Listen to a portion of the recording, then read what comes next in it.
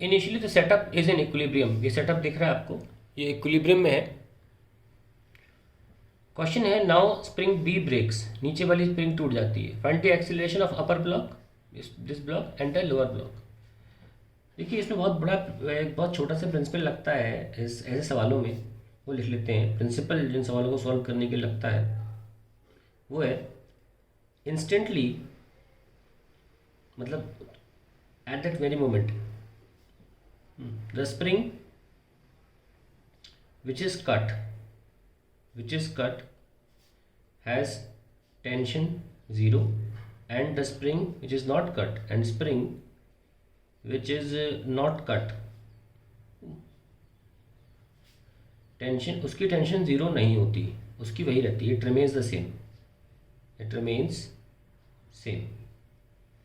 तो अभी आप बिना काटे ज़रा टेंशन मार्क करें, अगर 5 kg ब्लॉक का तो कितना आएगा, नीचे 5T ऊपर टेंशन, मैं इसको T2 मान ये बी ब्लॉक है तो इसको मैं सेकंड ब्लॉक में TB मान लेता हूँ। तो अभी TB जो है वो मेरा 50 है, ठीक है। तो ऐसे में जब मैं काटूंगा तो टेंशन ज़ीरो हो जाएगी, ये TB जो है 50 को बैलेंस कर रहा है, 5G को बैलेंस कर रहा है। तो ऐसे में एक्सेलरेशन जो है वो ज़ीरो है, हमें एक्सेलरेशन ही निकालना है, find the acceleration of upper block and lower block. अभी एक्सेलरेशन ज़ीरो है क्योंकि लटका हुआ है। अब मैं अगर स्प्रिंग काटता हूँ तो मेरा सिंपल प्रिंसिपल क्या कह रहा है कि आप जो डायरेक्टली कटी है स्प्रिंग उसका टेंशन जीरो हो जाएगा, which is cut has tension zero. अब मैंने टेंशन काट दिया, वो स्प्रिंग काटी, टेंशन जीरो हो गया। The only force on 5 kg block is 50। तो अब आप कह सकते हो कि इसका एक्सेलरेशन जी के बराबर है, मतलब आप कह सकते हो एम ए बराबर 50। सो 5 और एम बराबर है तो 10 आ गया आपका, ठीक है, 10 मीटर पर सेकेंड स्क्वायर।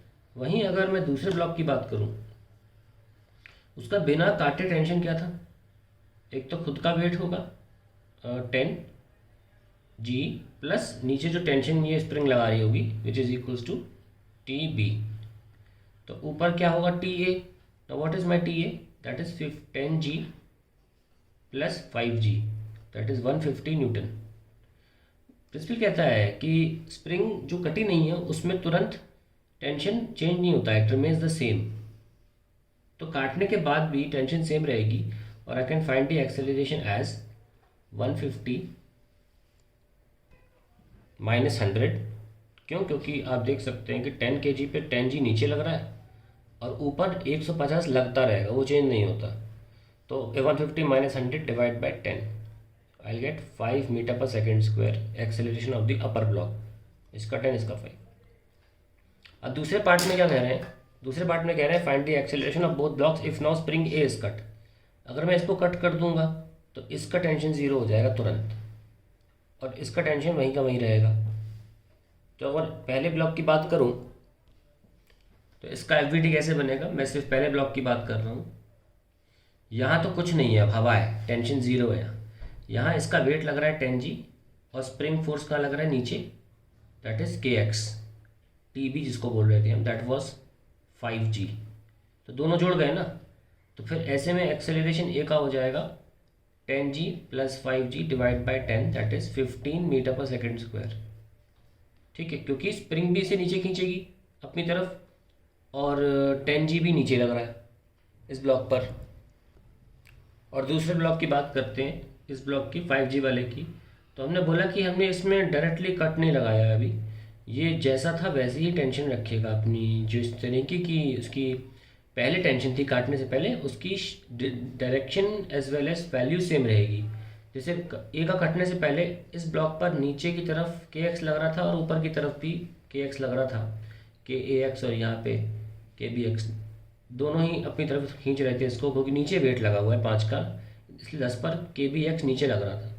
तो काटने पर मैंने अभी भी KBX नीचे ही लगाया है, which is equal to 5G, जो कि मैं TB बता रहा हूँ, और 10G उसका वेट है, that is why they have added and become 15 metre per second square.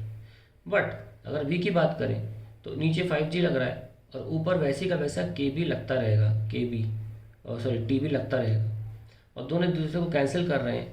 तो अगर मैं बात करूँ AB की, so it will be nothing but, क्योंकि TB और 5G बराबर है, so it will be 0 metre per second square.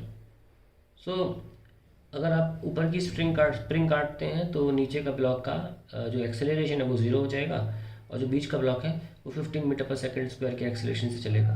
दोबारा देखें, और ये प्रिंसिपल बहुत ज़रूरी है टू सॉल्व दिस क्वेश्चन।